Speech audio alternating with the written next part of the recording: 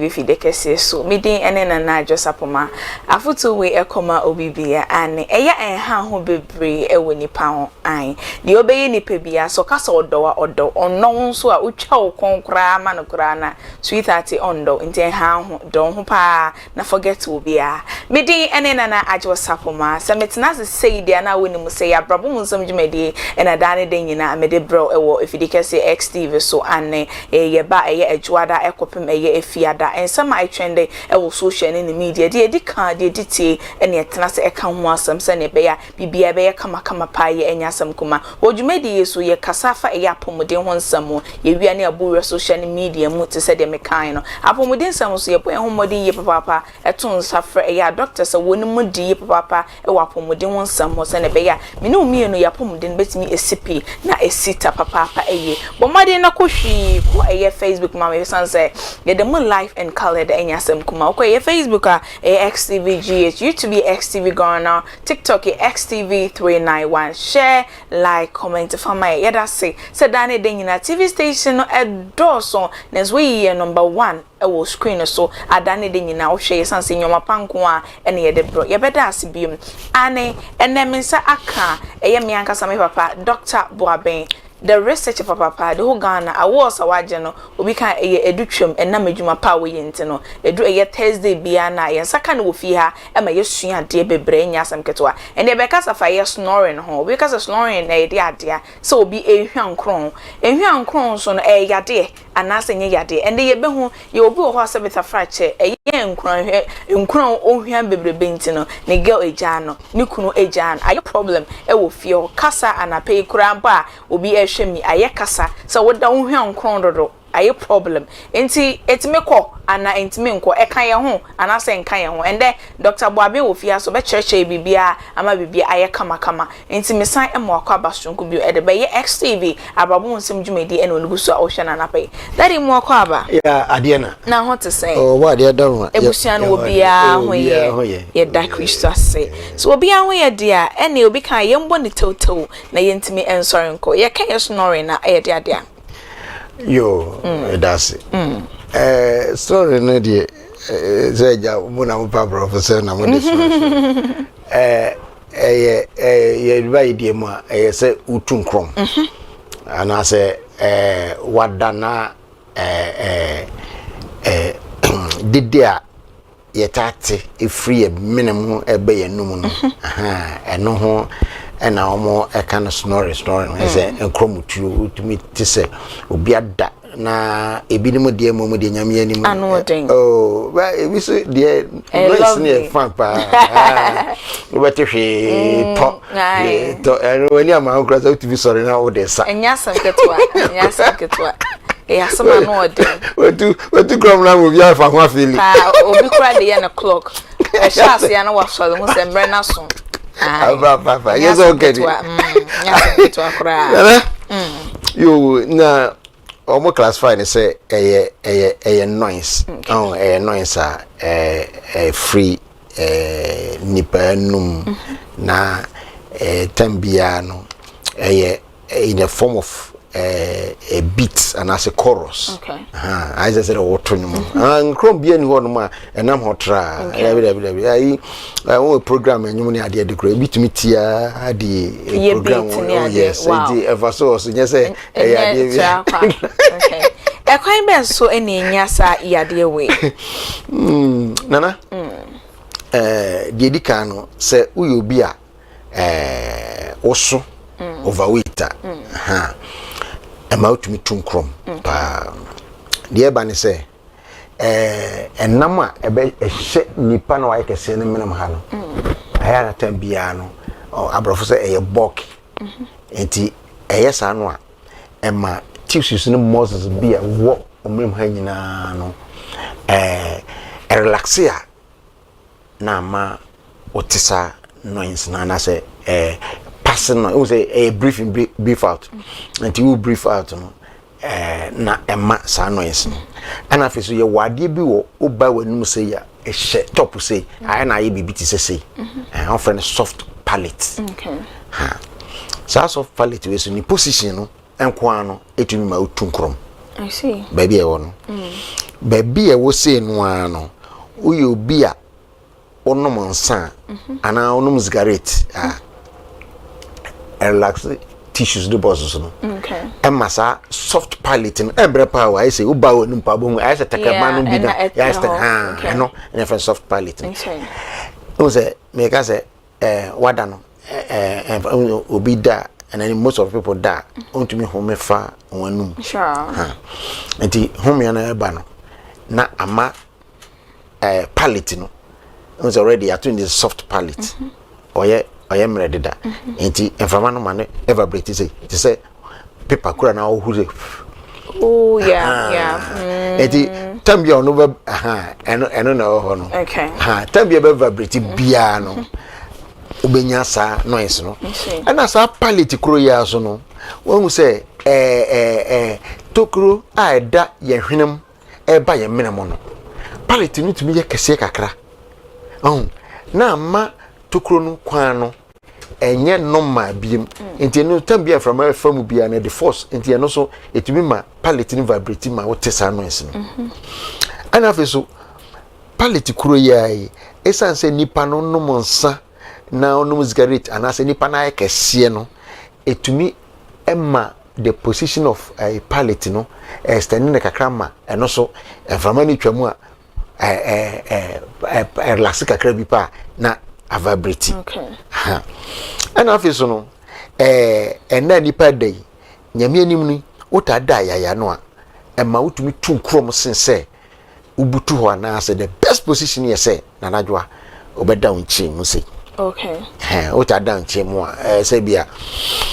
oye guy bia se bi tu krom anase oye guy bia tu krom na nu se obako boyfriend ho akoda sa night na nu se enkrom no ebi kwa na your first night na ohwe na be yidia and answer kwa time bia no na ko se boko say you right is that we knew we asem edu tama o ye yina say odani say dia ho de enkrom to because e tama wada na nano u change GS o say afina woda o koso boko na fe nano o say afaw e hona sa problem yi ewo wow sa tam no na fe hwento no kokokwa na katum ni na ye enkrom no tons ni bi no amabo create me sure super Friday o to me the buttons arapapapapapa ni na nkrofo ayi enkrom tu nko an na adwa almost awo ayi bi omo friend say excessive obstructive sleep apnea sa brofo tinti on di hani pa nyina adwen ya ne se ebere nipa no wada no na najwa ya humie no etumi twasisi etumi poso na sa to so poso often obstructive sleep apnea okay apnea ni APNEA najwa na sa sleep apnea eno ni ade wo enkromu a some man complication papa na according to research no sa sleep obstructive sleep apnea of OSA on shorter obstructive sleep apnea na 1 hour bia no it may happen 5 times wow it ni paso wada anyo anche kura no obi to me da 5 hours 6 hours 8 hours it 1 hour bia no apnea no happen 5 times and or that 6 hours all the time so 6 or 5 times 6 I just say on na machiri pa nana na sa sleep apnea no so no esan say ebia position awada nti say utanye ye no akoda yaya nti no sa soft palate no emakwan ma relax and at any time anajwa muscles any tissues bia na ewo your throat your nose this snoring na say enkrom tuo nyina no ejina 3 cardinal organs ewo ye ho a highly concerned pa no ye hwene emu kwan no ano yenum palate ne omrem awona mefanse omode sa enkrom tuo eba anadwa na sa sleep apnea idie yen Ghana ha no mo de yenu akiri okay nana eyade ehu papa and say man nipa no entumi nya ne lasting and I say enough sleeping hours na was so nya because already no my difference say it is a process I say what that no breaking and kana ye nuanom ko ayi Nigeria no na mo de tape bi ba o mi akpa yes pause na o mi say we say na gina o say nya sane anadwa na okoba bi say Britain DVLA no ye test one anadwa ye so hwe sesa obstructive sleep apnea ebi wo so a asana the lances korama wow yes near the lances no ma umpo ni enwu so wo bia o special clinic bia edoko not until say sa clinic na asanche so ye dey na go through ye hu say there na omo ba ko bi emphasize say eno ye excessive obstructive sleep apnea and on there see nya de excessive ne ka o sleep apnea no ho there na say eno na najwa kum nipa bebre wow oh yes kum nipa bebre ene kum no so enya se nipa na sleep apnea no kwan wono so no na ede ne ko ede nipa bebre sutumi ka ne hokọ wow ni senti oye driver sleep apnea yi wono so ena okotra ka ani nti okobe se free ha kokuma ase woko no otra pedwan kwanta kakra no because when you enough rest and as sleep eti apnea no na aba no na apim de shi no christian yeah inse senko betime apake no atwetena po mo onye enti odede sa na no so be wia no a kire se eno de nipa uni control bia wo so okay enti before be rise na no wodi nipa ne passage nya de nyina kopim se bura enyo no kwa na bewu krofoma I see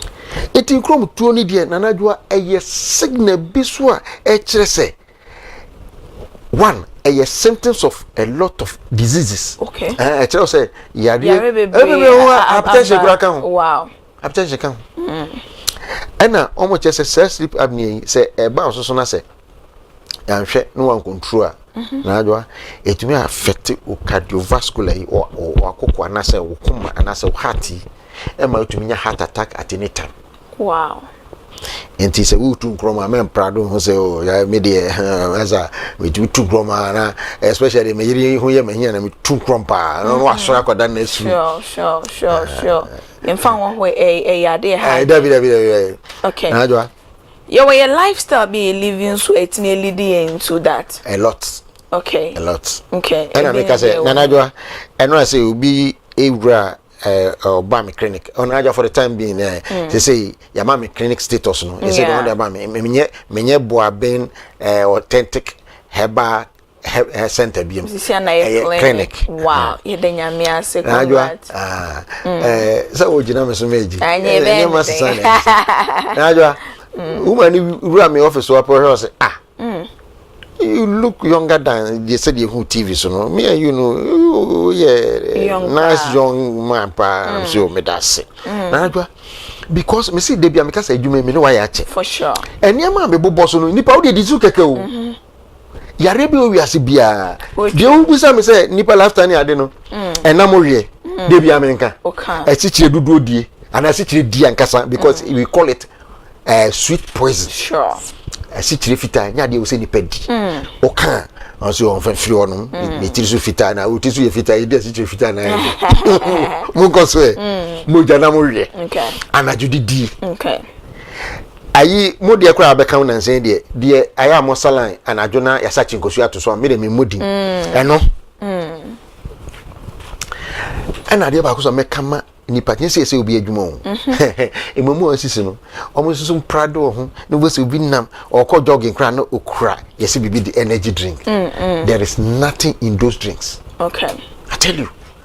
najwa una won no mo sane de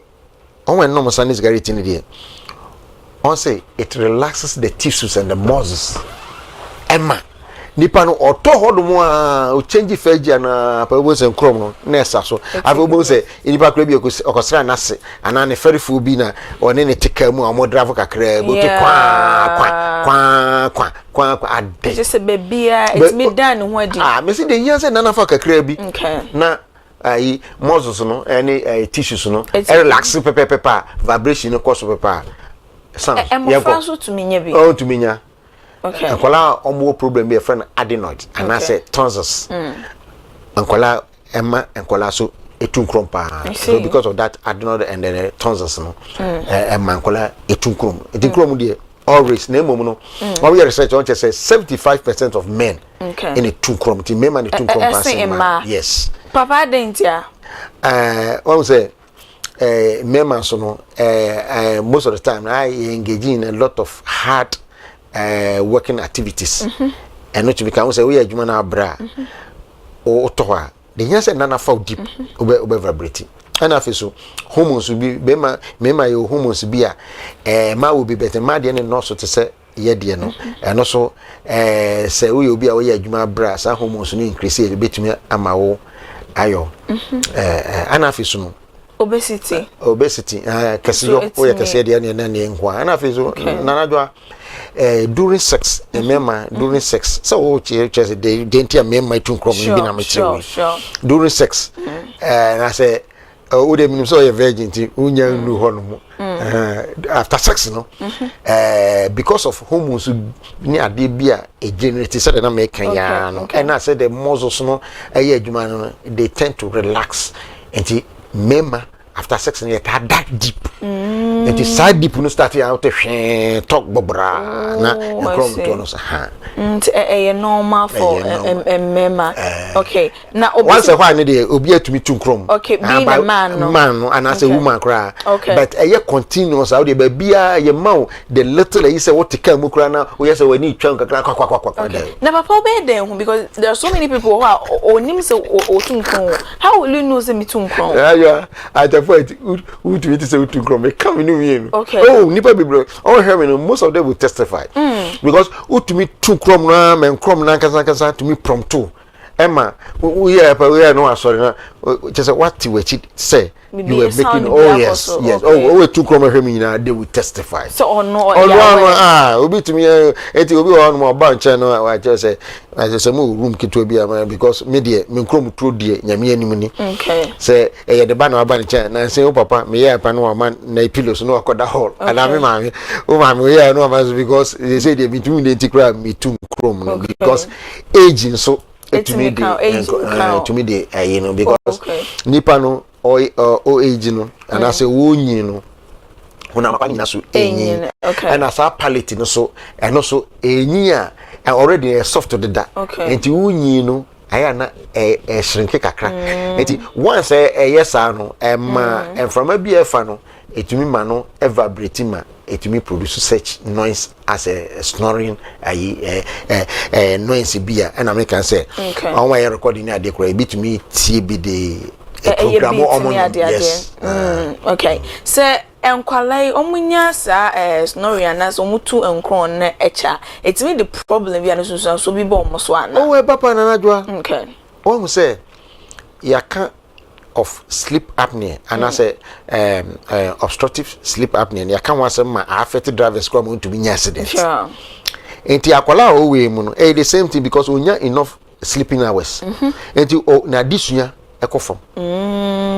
To be concentrating. I see. And at time biano it brings some sort of confusion so. Okay. And the man kwala no. Ti akwala tunkro bebre we say awofo no omo weni ekomo. Yes sir, obeko school bia bi o to e charge akro to me from na order. Yemra mpenifo so obi etunkro ache etimi do how be e bring nipa na. Oh dey etimi say aware kra. Okay, for sure. And a relationship create me say no. Okay, say boy dey me call nchenya. Otunkro dey no dey. E dey say onye obi na o invite no officer on kasa na obetumi na ko relationship ma otumi gina kom tu nso keke na odi agi no ebi kra na ka obeyo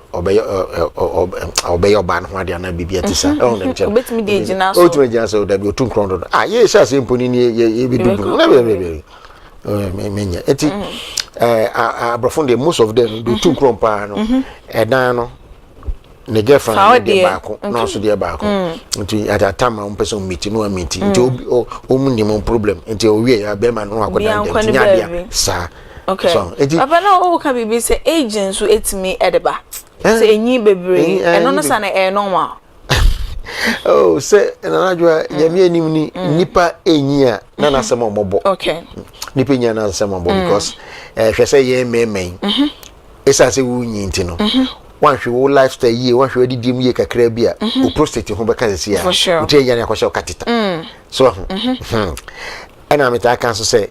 yenyi no esan yare bebre de bia me kan say me de me kan de shenya me no nyam say atime me age no me nya diabetes da me nya hypertension da na ohwa mema na mesriwa omo ye me age group I'm almost 60 years no omo ye me age group a oni sa yare we mu baako ada so hypertension na so diabetes uyi nipa almost 60 years 100 jinawa or the yenye ni tempo nanadwa unya more than 2 a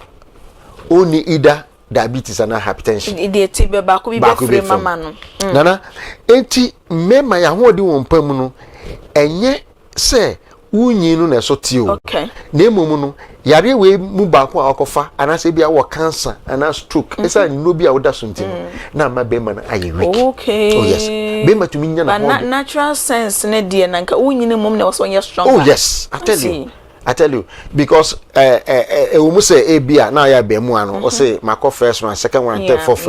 bet onu onyin anko betu mako bet oye no wa bre bet oye ba ko utim say wa any genuinely wow I don't say na ho de ompom so ate baby because at that age no kura no ne yere no sex no kura fa anya hwe tikakra bi o me bia no for no tini baby so ate ase that is snoring it me call yade etime call etime free nipa so kokra because se beta fracture yakoye nimguase yade yakoye yade bia untime nko nipam especially wako boarding house na wo twan ho utu nkro I know they no cre ye school na ye meet baako ye friend no sign this about 50 years ago at public secondary school na kwani tu nkro ma eti ye be exams na oda uzo dasro na ga baako da form it akwe tu nkrom enti ono so from form 1 to form 5 ntuma we see that wow enti oda ero ana voice no yina ya adwene ye ntuma ne chichire ne hunya ya chichi ye mani tisu ne ye dia fa until ye wie na ye sa ensuo gallon kese be sei eni di si na fuso no you do light it na na jawe na won ti o di ya sa de ahoma ba kwa chichire ne dia body pap so on wow no oh sorry you so no tuma oh yehowa eti ade bia yare that dey etime call oh etime call say one sleeping position say obeda onchemu one okay and after nanadwa we obi a uta didi late ansana wakoda anase onum san late ansana wakoda eno de enya de be jaida I see enya de because it relaxes the muscles of your throat and you know na najwa say de abrofo no onwa ye pajamas bi okay asa pajamas no on tennis ball de be say no bi om de ahye pajamas no med e wo na chi pepepepepe eno waso eti obi apa obetima call online no ko google obehu bi okay why special enti ehye pajamas na chi enti obeda say na modeda mo na say mo ba wa say mo man de mo friend night wear enti o hye na so de no so hye na wato batom no okay enti when we say already no research nche say uta die ya na utu nkrom enti ampa ono so we didi e kan so nti okoye no wada ni chemu say oh etifa so no o change gears na no afi otumi control no bi nti no oye no o tu nkrom bet o che no say no oda ya pa na we no na apronto na chi na o dey shi wow abrofo na ye no so a wow etimi eboa okay ana ye wo enwani bi ni ade so a udi a etumi ma utu nkrom most especially gluten foods ne this kind of complex carbohydrate foods ne they say they kai asichiri fitadi ene sa onwa peka mu adwani die so because omo de ayi bi on frɛ no fructose or say ayi corn syrup bi fructose eno na omo de preserve ade bia ye de hyekan mu anipadie I see na saade so no is full of sugar and sodium aye salt okay sa eti o nti utadi sa nyama we ya sinyame ahyira me oh na watu maka no nyame ahyira me na watu corn beef ano nyame ahyira me na watu beef ano corn beef de sa nyama no timu nyama no na adwa esa sa nyama we dey preserve nti na me kan say ye age group ko no hardly say obeyi nipa 10 na wunya more than 8 omo either diabetes and as pressure and I say or cancer yare the tibia binya ba ko ni bi wo because of say nyame ahira wa ko pension wa relax to nani a na adwa me nyame ni me de nyame bi wa ma practice a me ya anya se bukum me to be catch na na nipa no so be fa be bi open na moja na we bia o nche bia o ho enya de wo mpam okay na adwa na afeso no me ni Milo. Okay. Milo is very good. Me to sifie, me money di because they can run around. Yeah. Ba me, my ya besiriwa. Ebu a week ko ebu a exercise 2 times spend them to me. Okay. Ma bre. Enti me Milo, me ni because esi chika kro. Okay. Ade bi a source of sugar bi omu bia because me enya many pa. Ye kan no ma catch up say sugar kura 56 different names.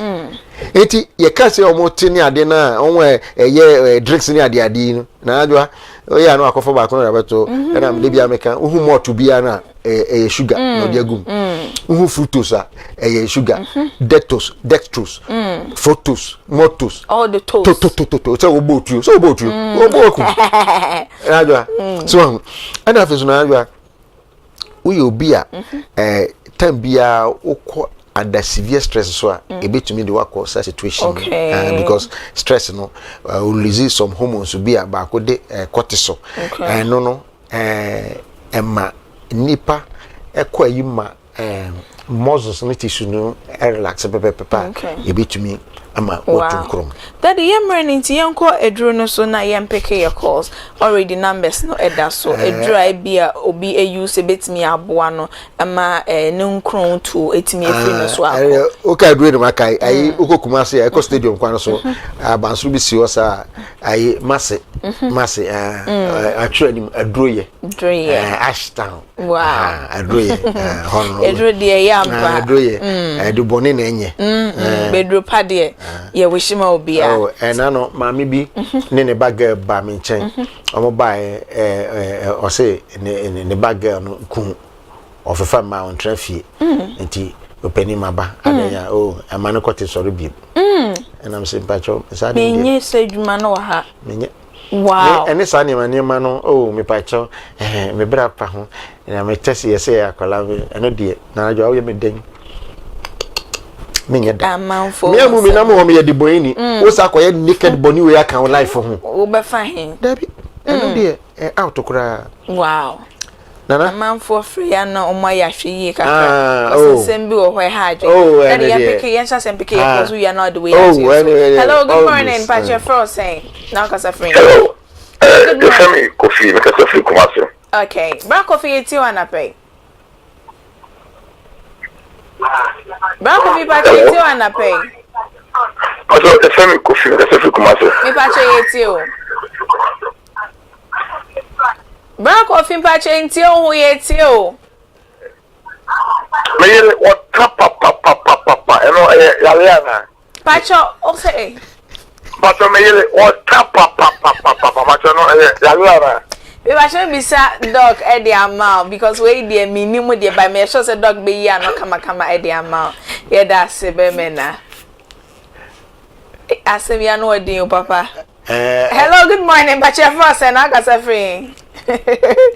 Baba, a friend flatulence. A frama na ejina ne yam. Eti won hwe onya ayi bi a friend fennel. E ma anya na wodwom. Eno se etimi sia no. Ana afi so no wo se oba no twe ne ho fi ade bi a wo ye a e ma frama ekom. Ebi ni se bi anom. Okay. Bi anom. E ma frama kom na chewing gum. Okay. Eta chewing gum. So man frama kom. Wow. Papa yan chere ye duro no. Why? Abra ye children also bet me for 0303958002 and na Dr. Buabeng etime you no kama na dem me change na betumi di IT we a friend kakari adwe I be ma nkrontu ni na otumi di IT na najwa we kro ya so syphilis adro kese I see me ye gonorrhea syphilis chlamydia adro bia we bi ka ho tatahwe esa yo owadro owo snake I see na najwa we so your friend eucalyptus and sisi nkrofo fie ni tintin won say de jaundice adro we ya kro so esa ye ma white adro wow esa ya rebebre enkrom adro kese pa anini najwa we so ayi Cantose anase asanto anase turkey berry. Okay, that will be about line no see making na yento aso. Hello, good morning, Pacha Frost and Akasa free. Pacha Frost is calling me Akasa free burger. Oba pa yeti wana pay. Huh? Oba pa yeti wana pay. Hello, good morning, Pacha Frost and Akasa free. Hello. Hello. Patch also bet me for 0303958002. Hello, good morning. Hello, good morning. Long Pacho, you free so na yam pick you before for original song kasa. Miss Shaw say friend will low TV na set na kakra e dey am say na baby to me edi nkomo. Bet me for 0303958002. Me that's daddy Ian Twedro ne so. Yo. Friend kwa ususu haban ni. Okay. And also a good odi tia. Afeso na adwa ade bia eni ho mamoja te se sahaban. Okay. Very very good. So a friend Tamiewu.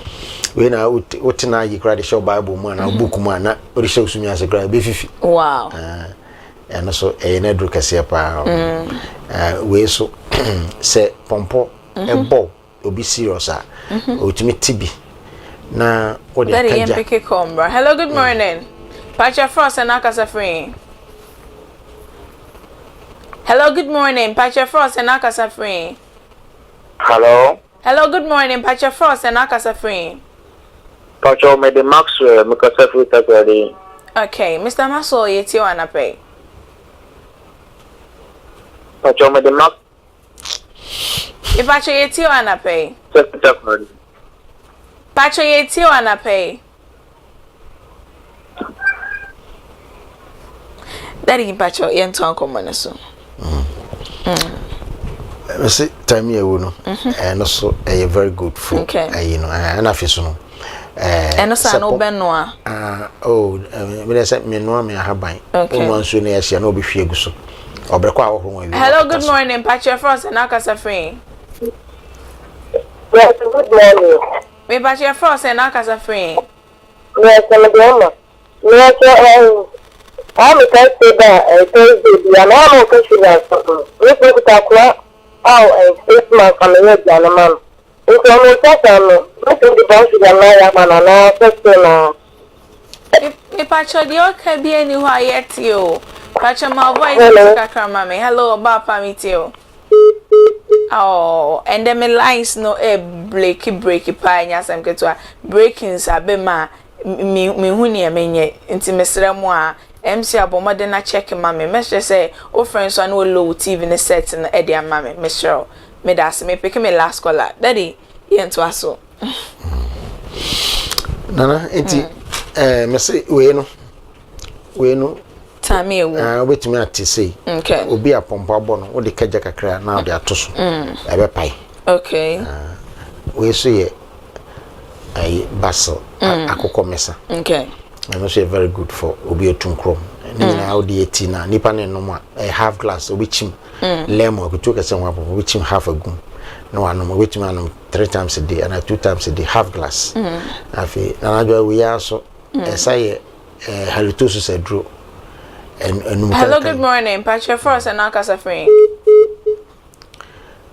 we so say halitosis adro obi enanum wonka na adro ni ana fa so obi a wani o she space kra ni ade no we wait my ye obi space na to atwe okay and only way yɛde yɛ ni aduro I see we friend na sempane enu nyina obennom wetima no na we no kura so de we yɛ ni nsuo ni wi ati na wonom no otumi tubi di hohoro ani achi se keke okay wo de yɛto aso be say 3 weeks onokwa onokwa be yɛ to atwere okay baba futo sembe na odi jagana for ye bre na ye nso so oh nana me de de American ne say sabi ye research na media me kama ho ma ye pa na na dwa nyama minim e bebre se mitini ye computer nko maka se bi ye sesa capacity no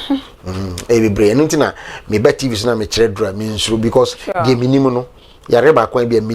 minim haban ni dubu na be 40 apart from that me san nim no organic seedlings ni powder esasa yare no enti me bi obi de yare ba me ncha me nya handicap because say immediately na wo de aba no say bi bidro kra ni ho a me organic seeding ne powder bi ho a me de ma enti ye ba ha ne be kan sem bia na omuntie last obi frɛ no say oh me kire aduro bi aduro no ye no in fact yare no enyina quarantine adafo bi yare enyesa yare ni bi o se da bi yare we di enfan koma no na se on dem chena na do me se pa enche yo afina me ko 6 months enso se de o kan me gigi award bi na sisi ayi ama me clinic status se da bi o ha de e wo se wonya na herbal center ye na herbal clinic because nyame anim no onwo a wo herbal num na omo ye kukudam na omo wankasa kura se omo ye herbalist ni ade no ebi tumi twa omo ho efa notebook eba me office openi yesrew yare we die kire kakra mimi ni bebre ma pone kakra ho ama jefa ko se secret na me de ye madwuma na die Jesus Christ okobo mpa na o se o members of the inner circle na o na suafo bi a oko secret place bia na ono neko ntimi mitirimu nyadi obanko ade a ye de bema daddy my we try kwan na chi adofo mienu ne miense bi mam ne mfa nsore so nana me wakra baabi e fro say Israel Junction so fin samam na eba obesi ewo my 7 osi my 7 Fidelity Bank na nyima na so baabi a omo bosuo omo krokase ho kas ni sisi opi ni taxi o so wo Dr. Buabeng and I say Israel Junction. They said, oh, you know, and I've got all the midi station or many more. Wow. And I've so offer La Pasa. I baby a Las Palmas restaurant no one station. Ebenho also ko Israel Junction. Okay. O mama Israel Kabet we see Israel Junction. Nana mefa konya so na machia mi sister Vida Buabeng owo new tafo achim nikunda from be 5 days ni. Oh, mani akọ. Ma konta no da from Vida chichowure. Na mafa konya we aso machia masi na nafiansia a oye hima onsia krom na midofo papa awo no mami Linda na nadoma nyame sha papa na mama muso nyame sha na me yire de nyame ani me pene pa nyame sha me so me dasi ye papa ye brana ye be aha ye jumede ni na be se ye na me ka wo se dem Facebook live Facebook ye XTVGH used to be XTV Ghana TikTok ye XTV391 share like comment fama ye and nyame sha so wa ye nesa maminda me ho sema me konum si abasisia